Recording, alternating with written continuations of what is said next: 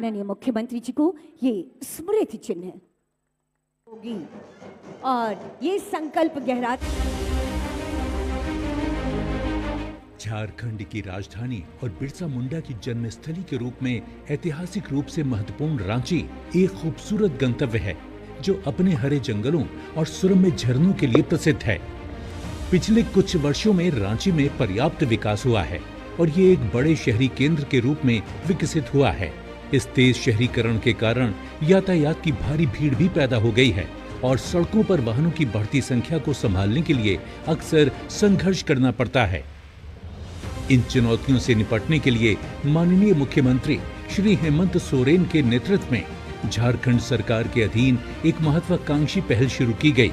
रांची की मुख्य धमनी पर भीड़ को कम करने के लिए रांची जंक्शन और कोकर के बीच 2.24 किलोमीटर में एक और फ्लाईओवर का निर्माण कार्य प्रस्तावित है। ये कांटा टोली फ्लाईओवर और सिरम टोली फ्लाईओवर को आपस में योगदा सत्संग बहु बाजार से सिरम टोली के समीप एक दूसरे को जोड़ती है।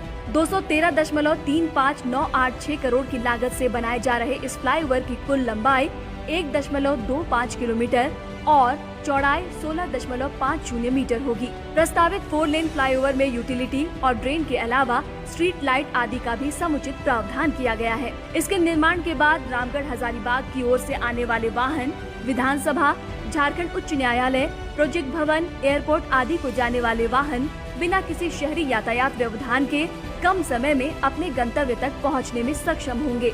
सुगम व्यवस्था सुंदर राजधानी बनाना है। हेमंत सरकार ने की कुल लंबाई 3 किलोमीटर होगी। इस एलिवेटेड पथ के निर्माण कार्य का शिलान्यास माननीय मुख्यमंत्री श्री हेमंत सोरेन के कर कमलों द्वारा किया जा रहा है। वर्तमान में यह मार्ग सहजानंद चौक, किशोरगंज चौक, गाड़ीखाना चौक, शनि मंदिर चौक, क्रांति रोड चौक होते हुए जज कॉलोनी के नजदीक कांकी रोड से मिलता है जो घनी आबादी से होकर गुजरती है। इसका कई महत्वपूर्ण स्थलों से संपर्क होने के कारण रास्ते में जगह जगह पर ट्रैफिक जाम की समस्या बनी रहती है। इस फ्लाईओवर के बन जाने से लोगों को ट्रैफिक जाम की समस्या से मुक्ति मिलेगी। जय महोदय। काको चौक, विनोद बिहारी चौक से गोल बिहारी चौक, गोल बिल्डिंग भाया मेमको पथ, 8 लेन सर्विस लेन, साइकिल ट्रैक सहित सौंदर्यीकरण का कार्य किया गया है, जिसका उद्घाटन माननीय मुख्यमंत्री श्री हेमंत सोरेन के कर कमलों द्वारा किया जा रहा है। 461.90 करोड़ की लागत से निर्मित इस पथ का निर्माण झारखंड राज्य राजमार्ग प्राधिकार द्वारा कराया गया है, जिसकी कुल लंबाई 20 किलोमीटर है। इस पथ का निर्माण 8 लेन में किया गया है, जिसके दोनों तरफ सर्विस लेन और साइकिल ट्रैक है। इसके साथ ही पैदल यात्रियों के लिए पथ के दोनों तरफ 1.5 मीटर फुटपाथ का भी प्रावधान है। ये पथ NH 18 और पुराने NH 32 को जोड़ता है, जिससे रांची, बोकारो और पश्चिम बंगाल आदि से आने वाली आउटबाउंड ट्रैफिक को धनबाद मुख्य शहर के ट्रैफिक जाम वाले क्षेत्रों में प्रवेश करने की जरूरत नहीं पड़ती है। धनबाद को रांची से जोड़ने वाली वर्तमान कतरास पथ के अग्नि प्रभावित होने के कारण क्षतिग्रस्त होने पर ये पथ धनबाद के लिए मुख्य मार्ग। 1 करोड़ की लागत से बना ये पथ बिरसा चौक से प्रोजेक्ट भवन जाने के लिए मुख्य पथ है, जिसे स्मार्ट सिटी परियोजना के सभी पैमानों को ध्यान में रखते हुए बनाया गया है। इस पथ की कुल लंबाई 4.10 किलोमीटर, चौड़ाई 20 मीटर है, जबकि फुटपाथ की चौड़ाई 2.50 मीटर, साइकिल ट्रैक की चौड़ाई 2.50 मीटर है। इस पथ में अलग से साइकिल ट्रैक बनाया गया है, जिसका प्रावधान झारखंड में पहली बार किया गया है। इसमें विभिन्न जगहों पर महिलाओं और वृद्धों के विश्राम के लिए गजीबों का निर्माण किया गया है। इसके अलावा पथ के सौंदर्यीकरण के लिए सजावटी स्ट्रीट लाइट लगाए गए हैं। इस पथ के निर्माण से नए विधानसभा, नवनिर्मित झारखंड उच्च न्यायालय और प्रोजेक्ट भवन जाने में यातायात सुगमता के साथ समय और ईंधन की पूर्वी क्षेत्रों और बैंक मोड़ की घनी आबादी को इससे लाभ मिलेगा। बैंक मोड़ और शहरी क्षेत्रों में लगने वाले जाम से आम लोगों को राहत मिलेगी, यातायात सुगम हो जाएगा। वहीं आरा मोड़ और विनोद बिहारी महतो चौक की दूरी कम हो जाएगी, जिससे 8 लेन पथ जाने में काफी कम समय लगेगा और भारी वाहनों का परिचालन आसानी से हो पाएगा। इन नव निर्माणों से झारखंड के चहुमुखी विकास और जन कल्याण को गति मिल रही है। जन आकांक्षाओं की पूर्ति को धरातल पर उतारकर माननीय मुख्यमंत्री ने राज्य सरकार के प्रति विश्वास को नया आयाम प्रदान किया है। चूंकि ये रांची शहर है, एक एक इंच का बहुत महत्व है। यहाँ पर कोई भी चीज बनाना बहुत चुनौती भरा होता है और जब तक सबका सहयोग ना मिले, कोई भी योजना धरातल पे उतारना बहुत कठिन सा हो जाता है। इस फ्लाईओवर के लिए जितने भी लोगों ने प्रयास ये जरूर रहा कि कम से कम आम लोगों की जमीन ली जाए, लेकिन कहीं कहीं बहुत ही आवश्यकता पड़ती है। इसमें हमारे योगदानंद आश्रम का भी थोड़ा सा हिस्सा इस फ्लाईओवर में गया है। इसकी अनुमति इन्होंने दी, इनके लिए भी इनका बहुत बहुत हम आभार प्रकट करेंगे। और चूंकि शहर जिस तरीके से जनसंख्या को लेकर के यहाँ पर और विभिन्न कारणों से यहाँ लोगों का आवागमन बढ़ रहा है, उसी प्रकार यातायात की भी चुनौती बढ़ती है। और इसके अलावा सड़कों के जाल के अलावा और भी कई चीजें हैं जो नहीं विस्तृत, हमें उन सभी चीजों को व्यवस्थित करने की आवश्यकता है।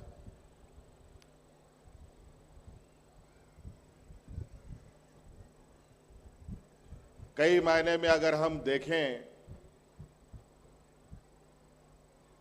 तो ये बहुत स्पष्ट रूप से दिखेगा कि कानून भी हम ही बनाते हैं और कानून को हम ही तोड़ते हैं।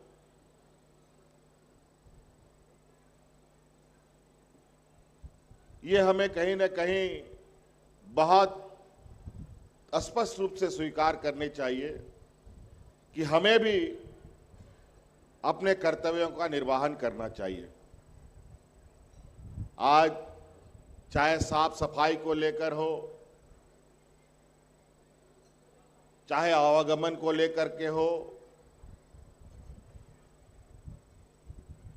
अपने गली मोहल्ले का विषय का बात हो, बहुत सारी ऐसी चीजें हैं जहां हम सब मिलकर के सभी की सहभागिता से चीजें सुधार सकते हैं। अभी आदरणीय राज्य मंत्री संजय सेठ जी ने कहा यहां रेलवे स्टेशन बनने हैं, सौंदर्यीकरण होने हैं, बहुत अच्छी बात है।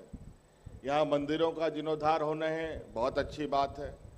लेकिन कभी कभी हम अपने ही हाथों से कुछ ऐसा नुकसान कर बैठते हैं जिसका परिणाम भी हमें भुगतना पड़ता है।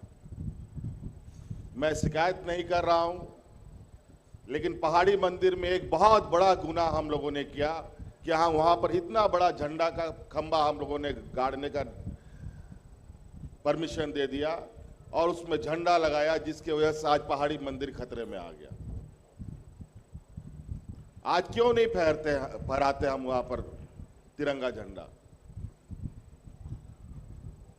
इसीलिए हमें पूरे वैज्ञानिक रूप से चीजों को समझने जानने की आवश्यकता भी है कि कहां हमको क्या चीज करना चाहिए, उससे क्या नफा नुकसान होगा। आज ये पुल बना है, इस पुल में भी कई लोगों का छोटा बड़ा योगदान रहा है और हम चाहेंगे कि ये पुल हमेशा के लिए आप लोगों के सेवा में रहे। तो इसके लिए जरूरी है कि इसके बीच में लगे खंबे, स्ट्रीट लाइटें, उनमें कई जगह पर चोरी चमारी होने लगती हैं। लोग बेवजह जगहों पर इंक्रोच करने लगते हैं, बेवजह सरकार की संपत्तियों को भी नुकसान करने लगते हैं। सरकार की संपत्ति विशुद्ध रूप से जनता की संपत्ति है, तो इसका मतलब ये नहीं है कि हम उसको इस कदर कर दें कि फिर वो किसी काम के लायक ना रहे। इसीलिए ये जरूरी है। और हम हर इस राज्य में अभी आप लोगों ने देखा कि रांची शहर में ही कई फ्लाईओवर प्रस्तावित हैं अभी लगभग 2-2.5 किलोमीटर का ये फ्लाईओवर है। ये फ्लाईओवर आने वाला समय में 5 किलोमीटर से अधिक का होने जा रहा है। अभी एक ऐसा पुल हम लोग बना रहे हैं जो यहाँ सिरमतोली चौक के ऊपर जो बन रहा है, वो मुझे लग रहा है कि देश के इतिहास में रेलवे क्रॉसिंग में इस तरीके के फ्लाईओवर आपको शायद ही देखने को मिलेंगे। बहुत ही चुनौती भरा, लेकिन ये सारे कार्य, अब ये पुल आप देख रहे हैं, मात्र 2 साल या 2.25 साल के अंदर बना है।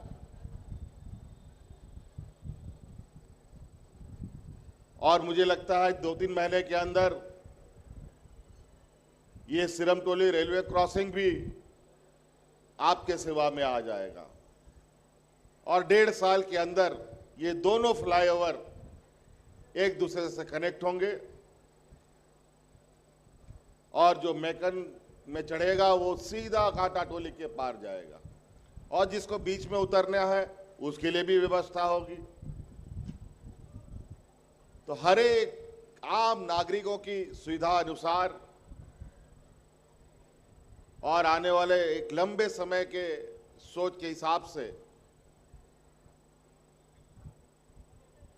और काफी प्रयास के उपरांत ये योजनाएं धरातल पे उतरी है। मुझे नहीं लगता है कि सुजाता चौक के पैरेलल में कोई दूसरा रेलवे क्रॉसिंग बनाने का कोई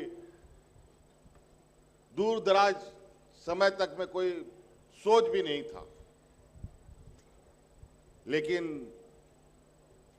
ना जाने कितने वर्षों से ये सुजाता फ्लाईओवर रेलवे क्रॉसिंग इस राज्य की जनता का सेवा कर रहा है। आखिर हर चीज का एक उम्र सीमा है। मुझे लगता था कि बहुत जरूरी है कि यहाँ पर एक पैरेलल इसका व्यवस्था किया जाए ताकि कभी भी भविष्य में कुछ ऐसी आपदा हो तो आम लोगों को इससे दिक्कतों का सामना ना करना पड़े। आज धनबाद हो, रामगढ़ हो, जमशेदपुर हो, कई जगहों पर अभी लोग ऑनलाइन जुड़े हुए भी हैं, लेकिन समय के अभाव में हम लोग उनसे बात नहीं कर पा रहे हैं और यही कम छोटे छोटे समय को सदुपयोग में बदलें और आम लोग भी इसमें सहयोग करें। आज यहाँ सभा हो रही है, यहाँ हमारे स्कूल परिसर, एक चर्च परिसर में हम लोग कार्यक्रम कर रहे हैं। कितना अभाव है शहर में जगहों का, आप अंदाजा लगा सकते हैं। कल ऐसा भी दिन हो सकता है कि आपको शादी ब्याह के लिए बगल वाले घर में जाकर के अपने पड़ोसी की से मदद लेना पड़ेगा। तो इसलिए एक सकारात्मक सोच, सकारात्मक सहयोग के साथ हम लोग आगे बढ़े, क्योंकि हर चीज, रांची का क्षेत्रफल सीमित है, झारखंड का क्षेत्रफल सीमित है, वो बढ़ नहीं सकता, बल्कि उसको घटा जरूर हम लोग सकते हैं अपना गतिविधि के हिसाब से। और मैं बार बार कहता हूं, शहर में हम बड़ी बड़ी बिल्डिंगें बना रहे हैं, लेकिन पेड़ पौधा बड़ी तेजी से काट रहे हैं। नतीजा ये है, संजय सेठ सीपी सिंह जी हमसे उम्र में बहुत बुजुर्ग हैं। आज बिना घर में एसी लगा के कोई बिना एसी लगाए रहा नहीं जाता, लेकिन एक समय ऐसा भी इन लोगों ने देखा कि एसी लगाने का जरूरत नहीं, पंखा भी चलाने का जरूरत नहीं था, और वो सिर्फ और सिर्फ है पर्यावरण को हम खत्म कर रहे हैं। इसीलिए हमने आपको मालूम है कि नहीं मालूम है कि हमने एक योजना चला रखा है, रांची में जो आदमी पेड़ लगाएगा उसको 5 यूनिट बिजली फ्री देंगे।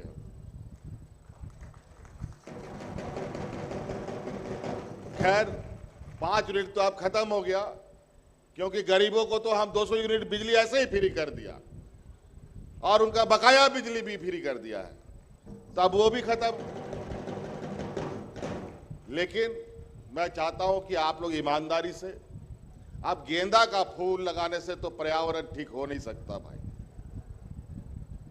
गुलाब का फूल लगाने से पर्यावरण नहीं सुधर सकता। नीम का पेड़ लगाइए, पीपल का पेड़ लगाइए,